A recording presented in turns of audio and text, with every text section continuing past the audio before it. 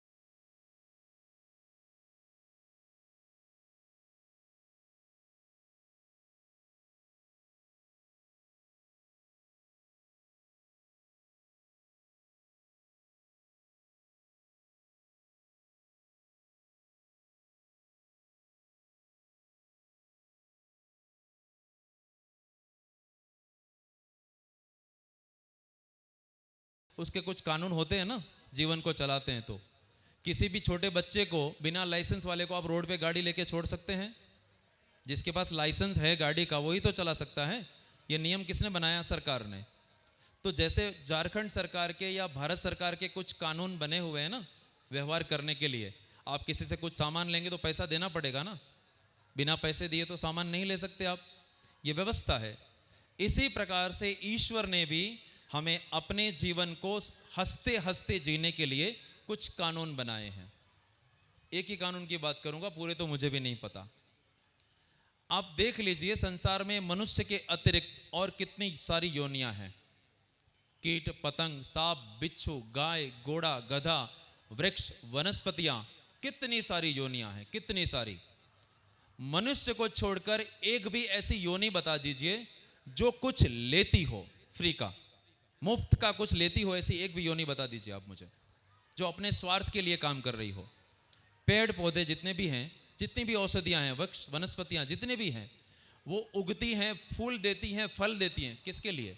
अपने लिए या हमारे लिए? पेड़ जो फल देते हैं, आम का जो पेड़ है, वो जो आम देता है वो अपने लिए देता है या हमारे लिए देता है? ऐसे किसी भी वनस्पति को, किसी भी वृक्ष को आप ले लीजिए, किसके लिए है वो? हमारे लिए। गाय का जो दूध है वो किसके लिए है? उसके बच्चे के लिए और हमारे लिए, दोनों के लिए है। दूध निकालने की जो विधि है ना, उसे संस्कृत में दोहन कहा जाता है। दोहन, दो माने दो, हन माने वो आंचल जिसमें से दूध निकलता है, वो अंग गाय का। दो हन हमारे लिए है, दो उसके संतान के लिए है। ये व्यवस्था है ईश्वर की। ऐसी सारी चीजों के लिए ईश्वर ने जितनी भी प्रकृति में जितनी भी जीव सृष्टि का निर्माण किया है, चाहे कोई भी छोटे से छोटा पौधा हो, छोटे से छोटा कोई जंतु हो, जीव हो, चाहे शेर हो, चाहे सांप हो, चाहे बिच्छू हो। आप बोलेंगे सांप और बिच्छू हमारे क्या काम के भाई, ये तो काट के मार डालते हैं हमें। आप बोल रहे हो हमारा काम कर रहे हैं, फायदा कर रहे हैं। जब आप साइंस को जानेंगे, पढ़ेंगे, यहाँ जितने भी पढ़े लिखे लोग होंगे जिन्होंने थोड़ा बहुत साइंस को जाना है, उनको समझ में आएगी मेरी बात। बुजुर्गों के लिए थोड़ा कठिन विषय है ये। जितने भी विष उत्पन्न करने वाले जीव जंतु है, विषैले, जो डस लें, काट ले तो हमें जहर लग जाए, विष लग जाए, ऐसे जितने भी विषैले जीव जंतु हैं, उनका सबका एक कॉन्ट्रैक्ट बना हुआ है। उनका काम है कि आपको इस हवा से जितना भी विष है, जहर है, उसे चूस लेना है। आपने सांप को, इस प्रकार के जितने भी विषैले, छोटी सी वो चिपकली होती है और सांप होता है, बिच्छू होता है, इन सबको यदि आप देखेंगे तो उनके मुंह से बार बार वो अपनी जीवा को बाहर निकालते हैं और वायु से विष को चूस लेते हैं। विष को हरण करने वाले सारे विषैले जंतु हमारा मित्र बनकर काम कर रहे हैं। अगर वो सारे न हो तो हम इस हवा से सांस लेते हुए ही मर जाएंगे। इसी प्रकार से जितने भी जलचर जीव हैं जो पानी के अंदर रहते हैं, मछली हो, मगरमच्छ हो, जितने भी कछुआ है, इन सभी का काम क्या है? पानी को शुद्ध करने का। आपने कई बड़े तालाबों में, बड़े सरोवरों में ये देखा होगा कि आर्टिफिशियल रूप से भी अगर वहां पे उत्पन्न नहीं हुए हैं तो बाहर से भी ले जाके वहां छोड़े जाते हैं, जिससे उस जलाशय का जल स्रोत शुद्ध होता जाए। इसी प्रकार से वायु और जल की शुद्धि तो हो गई, हम जिस पे रह रहे हैं उस धरती माता की शुद्धि का काम करने वाले भी कुछ कीड़े मकोड़े, छोटे छोटे जंतु हैं जो यहां से गंदगी खा जाते हैं। अब तो हमारे पास शौचालय आ गए, हम घर में ही अपनी गंदगी छोड़ देते हैं। पहले के जमाने में शौचालय की व्यवस्था नहीं थी तो शौच के लिए आदमी जंगल में जाता था, बाहर खुले मैदानों में। वहां जब शौच करके आते थे, लौटते ही लौटते पीछे एक था वो डुक्कर, जिसे क्या कहते हैं आप? सुअर। हाँ, सुअर। एक सुअर और छोटे छोटे कीड़े। आप गाय गोबर कर दे यदि, तो उसका गोबर अगर वहां से न उठाया जाए, देखिए कुछ 4-5 दिन में वो मिट्टी हो जाता है। तो गोबर को, कूड़ों को, कचरों को सड़ा के मिट्टी में मिलाने वाले जितने भी जीव हैं वो भी इस धरती को शुद्ध कर रहे हैं, उनका भी वो काम है। अब ये तीनों चीज को समझने के लिए मैं एक कहानी आपके सामने रखूंगा।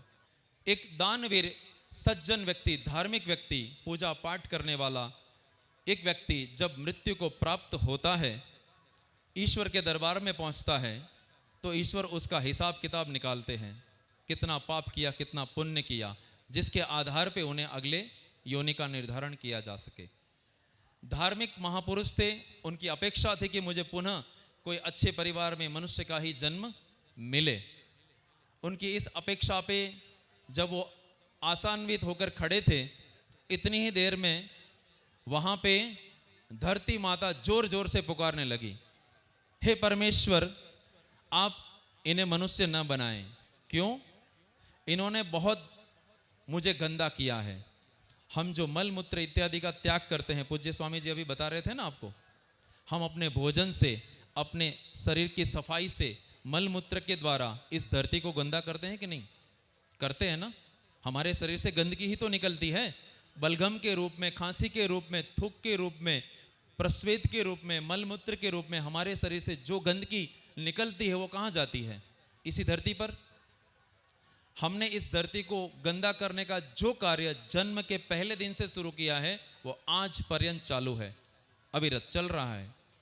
तो धरती माता ने कंडीशन डाली, पहले मेरे ऊपर जो इन्होंने ऋण चढ़ाया है, मेरा कर्ज है, इन्होंने मुझे गंदा किया है, पहले इनको साफ करने के लिए भेजो, उसके बाद इनको मनुष्य बनाना।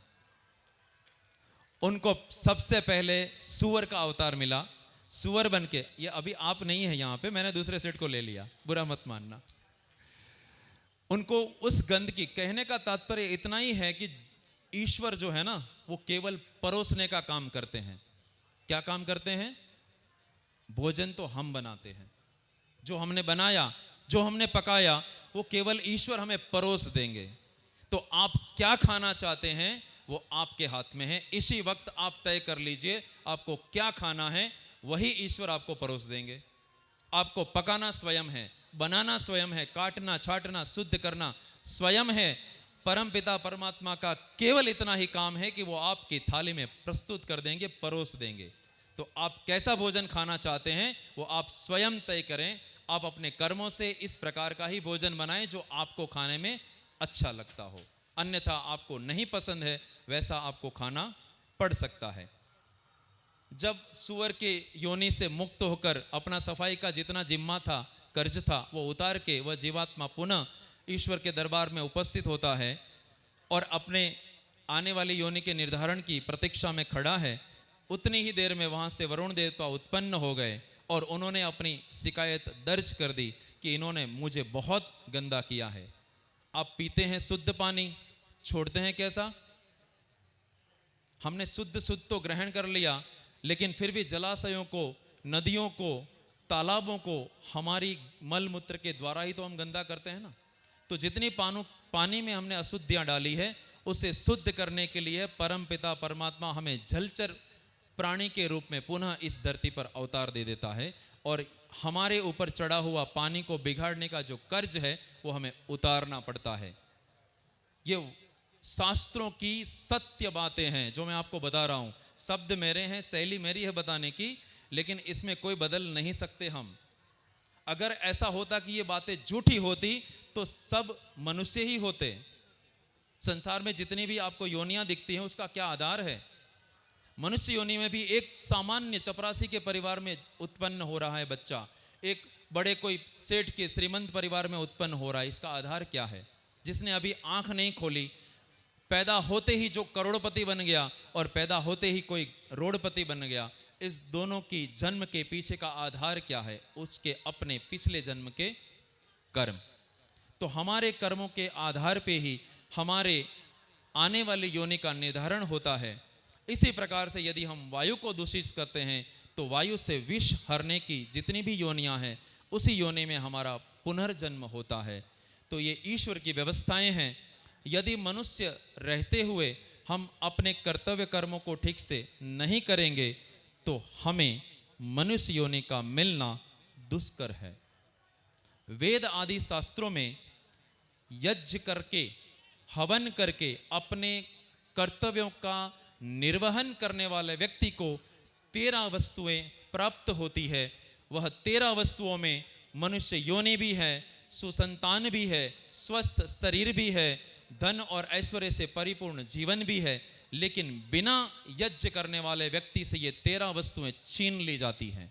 तो महानुभाव, यदि आप अपने सौभाग्य को बढ़ाना चाहते हैं कि आपके जीवन में मंगल हो, आपके जीवन के सुख और सौभाग्य बढ़े, तो आपको इस छोटे से यज्ञ को, भारतीय ऋषि संस्कृति के इस मूल परंपरा को अपने जीवन में धारण करना ही होगा। ये बात हो गई शास्त्रों की। अब मैं शास्त्रों से निकल के आज के व्यवहारिक जीवन में और विज्ञान में लौट रहा हूं एक छोटी कहानी से। एक गांव में एक बड़े विद्वान सन्यासी का आगमन हो रहा था। कड़ी धूप थी, उन्हें प्यास लगी थी, उन्हें जाना था अगले गांव। बीच में एक गांव पड़ गया, वहां वो रुक गए। कुछ युवान वहां खेल रहे थे, अपना कार्य कर रहे थे। तो उन युवान बच्चों से पूज्य सन्यासी ने ये कहा महाराज जी ने कि बेटा बहुत प्यास लगी है, कहीं से जल का कोई प्रबंध हो जाए तो बड़ी कृपा होगी।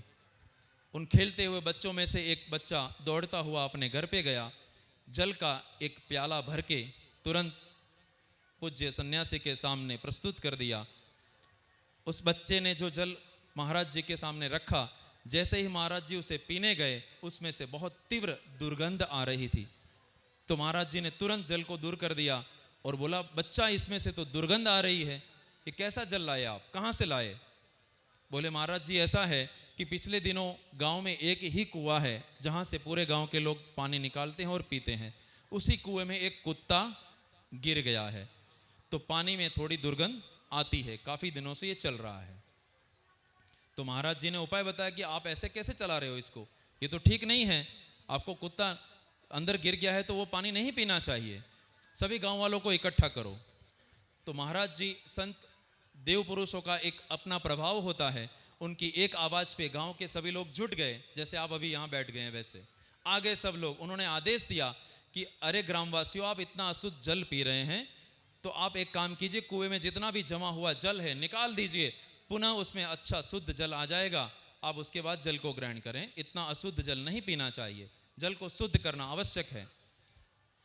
उस संत और सन्यासी के आदेश का पालन करते हुए सभी ग्रामवासी इकट्ठे होकर मिलकर उस कुएं के पूरे पानी को साफ कर देते हैं, निकाल देते हैं, और पुनः उसमें पानी जो भरने लगा उसी पानी को निकाल करके महाराज के सामने ले जाया जाता है।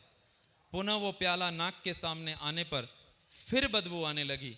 तो महाराज जी ने उन्हें फिर प्रश्न कर दिया कि अरे इसमें बदबू तो ज्यों की त्यों है, आपने पानी ठीक से निकाला नहीं लगता है।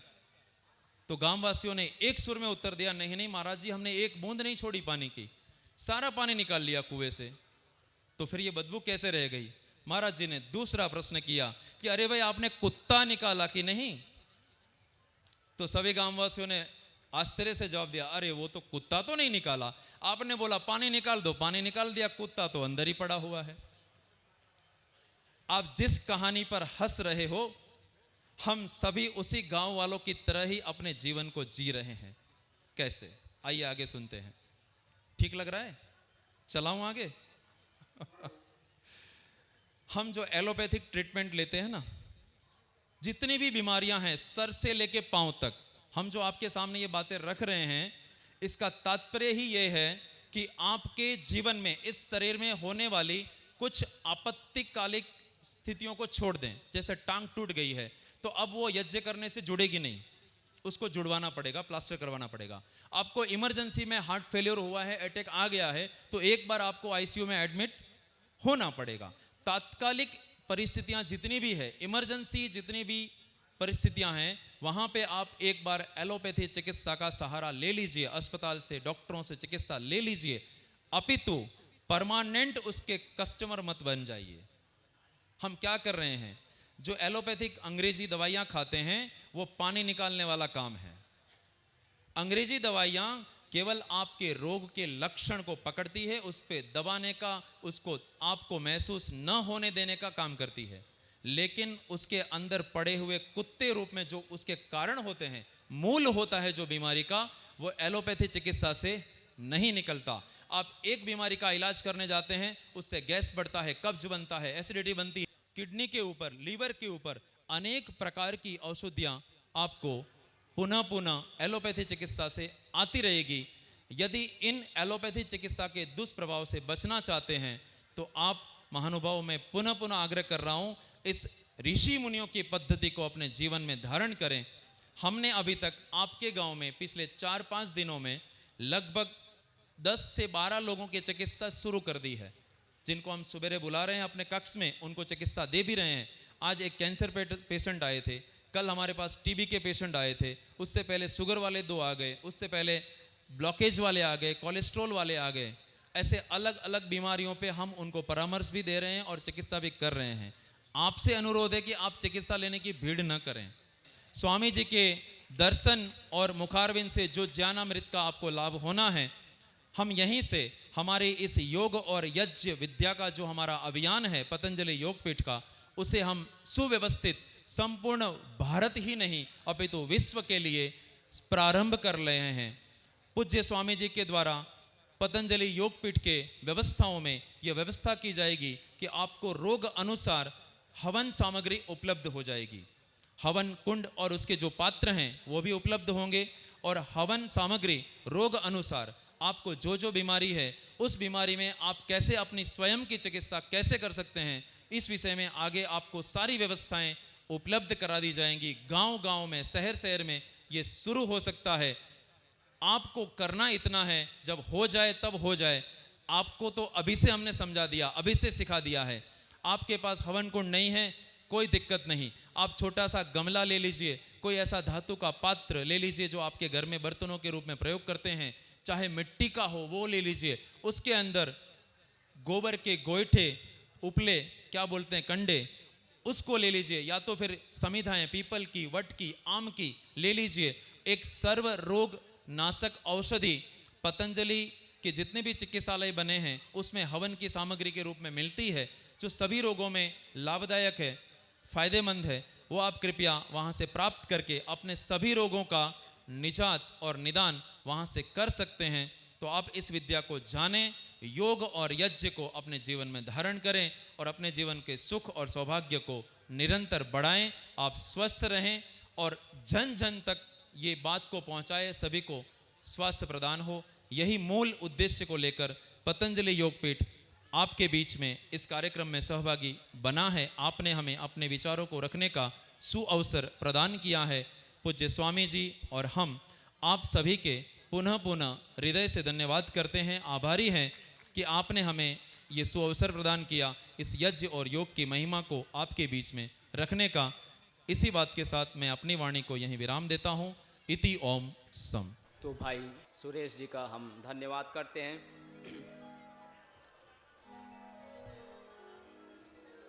हो संकल्प योग यज्ञ का, रहे न दुख से मारा, हो समृद्ध तन मन धन से, ऐसा हो भारत हमारा। तो यह जो दृढ़ संकल्प है, इसमें कोई विकल्प न आए ऐसे हम संकल्पित हों। आइए यहीं पर विराम देंगे, एक शांति पाठ के साथ हम इसको यहीं पर विश्राम देते हैं।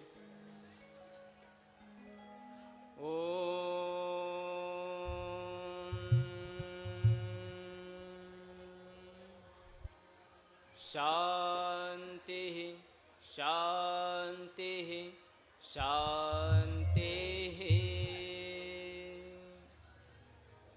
भारत माता की, भारत माता की जय, गौ माता की जय, गौ माता की जय, यज्ञ भगवान की, जय, यज्ञ भगवान की जय। और आज के आनंद की जय। जय हो। सभी को प्रणाम। हरिवंश शुक्ला जी है थाने में, उनको हमने बोला माथेरान शिविर में आप आइए। बोले हमारी धर्म पत्नी 2 साल से बहुत बीमार है, उनको छोड़ के हम नहीं जा सकते हैं। तो हमने बोला क्या तकलीफ है, तो उन्होंने तकलीफ बहुत दिलाई। अभी हम डॉक्टर तो है नहीं, जानते भी नहीं कि क्या तकलीफ है। तो हमने बोला कि आप यज्ञ क्यों नहीं करते हैं, बोलते नहीं आता हमको। तो हमने बोला हम आकर सिखाएं आपको, हम बताएं जितना हमको आता है। तो हम बताते हैं, सब सामान भी लाए। तो बोलते अच्छा लाए। तो वो उन्होंने बताया घर जाकर कि उनकी पत्नी को जो तकलीफ है मनके में, उनको D11 और D12 के बीच में उनको इन्फेक्शन हुआ है। और जब भी उन्होंने डॉक्टर को दिखाया तो डॉक्टर ने उनको बताया इस बीमारी को ठीक होने को 3 से 4 साल लगेंगे। तो हमने बोला ठीक है, हम योग तो आप कर ही रहे हैं और योग इनको कराइए और इनको ये यज्ञ आरंभ कीजिए। तभी उन्होंने यज्ञ आरंभ किया और 6 महीने के बाद उनको उसको पूर्णतः आराम मिल गया। जो इन्फेक्शन था डॉक्टर ने बताया कि इससे टीबी होने की संभावनाएं ज़्यादा है। तो उन्होंने अभी 6 महीने के बाद जब भी उनकी रिपोर्ट निकाली तो वो पूरा एकदम ठीक हो गया है और 6 महीने में उनको आराम मिला। डॉक्टर ने बोला अब ये पूर्णतः स्वस्थ है। तो ऐसा लाभ है।